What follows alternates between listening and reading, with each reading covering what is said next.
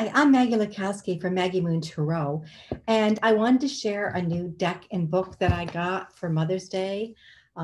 It's the illustrated Herbiary Collectible box set, and it's by Maia Toll, and the illustrator I think is Kate. Oh, it's Kate O'Hare.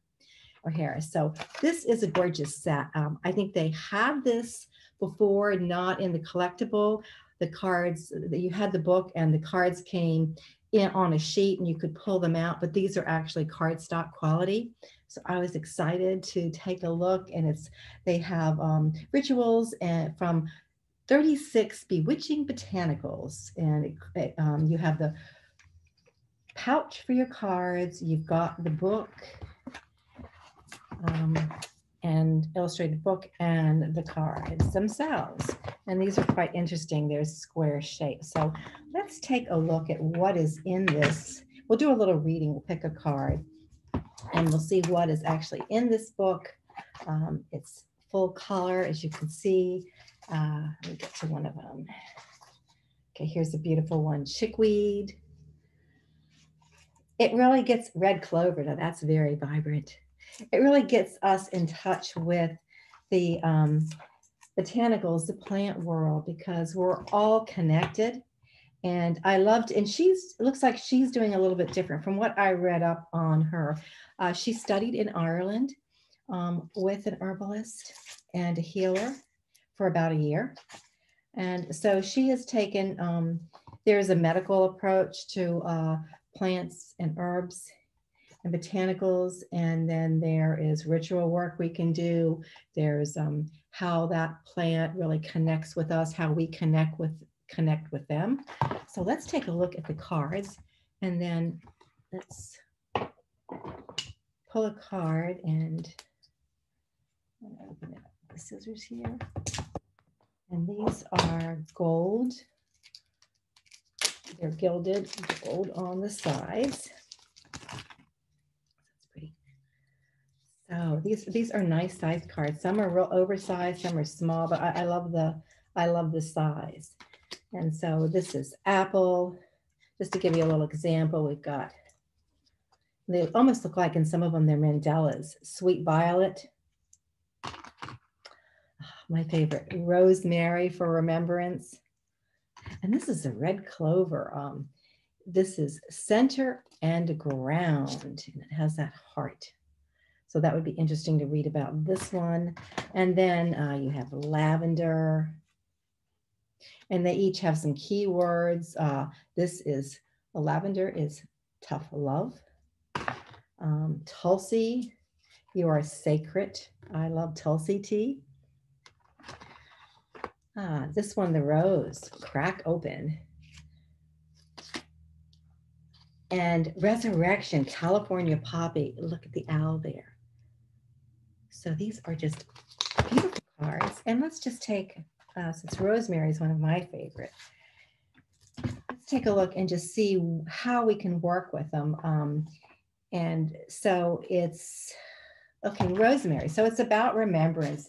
And it also talks about honoring. It says rosemary is a smell of deja vu and the after breath of nostalgia. Her gift is the faint scent that teases and vanishes, leaving you longing for something that you quite can't name, with memories that crest and crash, pulling your grasp into their undertow. In Victorian times, rosemary was said, remember me. But this is just a small part of her magic. Rosemary can ease remembrance, softening sharp edges, or she can dredge up the distant past, pulling on your DNA to bring forward the longings of the lineage. Crush the leaves, hold them by, smell them, hold them to your nose.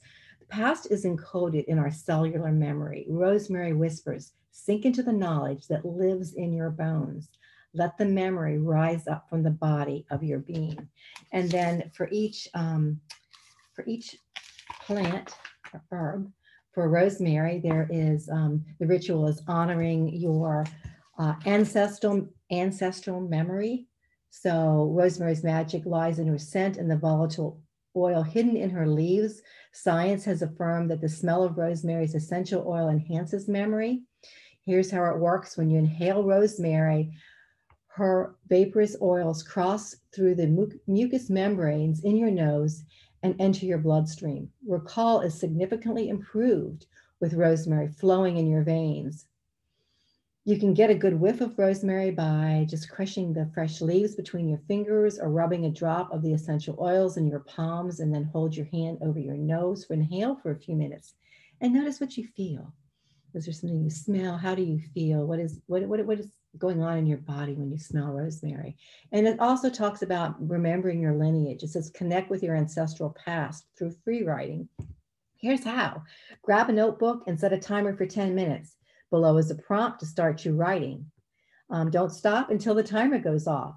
It says, I can almost guarantee that you'll feel silly or lost or confused for at least the first 3 minutes. You'll feel like you're making things up and you don't know what to write. Keep writing. At a certain point, your ego will step aside, and that's when the magic happens. So here's your writing prompt. Dear, and then put your ancestor's name, the one you choose.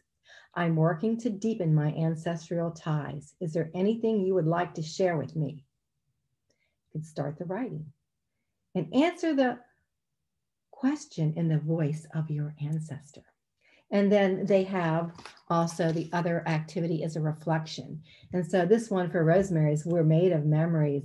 Rosemary whispers the memories of this lifetime, for she also reminds us of the kitchens of generations past and the scent of camphor mixing with sea air.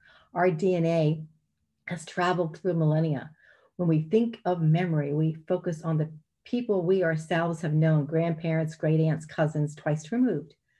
Our thoughts tend to be based on personalities, experiences, likes or dislikes. Rosemary asks us to travel beyond those associations to feel for the memory that lives in the twisting threads of our chromosomes. That is what it means to honor our ancestors and to be rooted into our history. What if your bones are ancient? What if our bones are ancient bedrock and our laugh, and we laugh with the wind? What if you're not only an individual, but the present incarnation of a long lineage?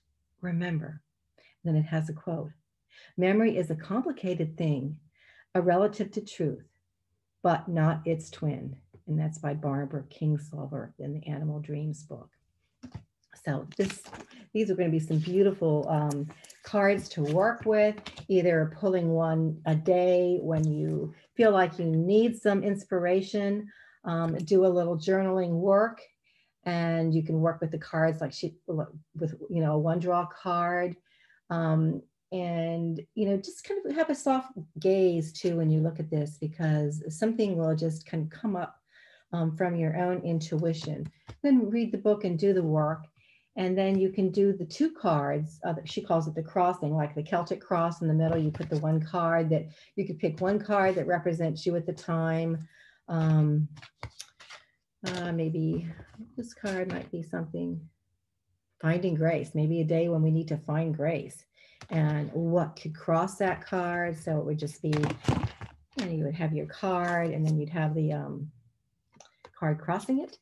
And then the crossing card, it gives you insight into places where you may be stuck, a situation that maybe we're not seeing clearly. It also, the book says, might indicate where your thinking might be false or where the story that you're telling yourself needs to shift. And then there's also a 4-card spread, and it is the cycles. So north is the root, east is the shoot, the flower, south is the flower, and west is the fruit. And then the root would be, gives you insight into the beginnings of a situation you're holding in your mind. The shoot could help you understand how it's grown from the beginnings. The flower is the first blossom, the ephemeral beauty of the situation. Remember, flowers are lovely but passing. So this card could also indicate illusions you have about a situation. And the fruit is your outcome. What will nourish you as you move forward and provide the seeds for the next beginning? So, and the quote by Hildegard that she has at the end, it says, glance at the sun, see the moon and the stars, gaze at the beauty of earth's greenings. All nature is at the disposal of humankind. We are to work with it, for without nature, we cannot survive. That's beautiful. And so I leave you with this. You can always visit me at my website, Maggie Moon Tarot. I'm a reader, read all sorts of cards, tarot, Lenormand, tea cards, oracle cards. I do healing, I do Reiki work. I'm a numerologist. So I wear a lot of hats, have a lot of fun. So I have offerings on my website. And I post on Instagram on Mondays. I like meditation. So I will pick a tarot card and I will do a meta meditation. It just leaves us with some peace. It could be sometimes it's called loving kindness meditation. So I'll leave you with one, and then peace always. May you be happy. May you be safe. May you feel the comfort of others. And may you joyfully take care and protect yourself.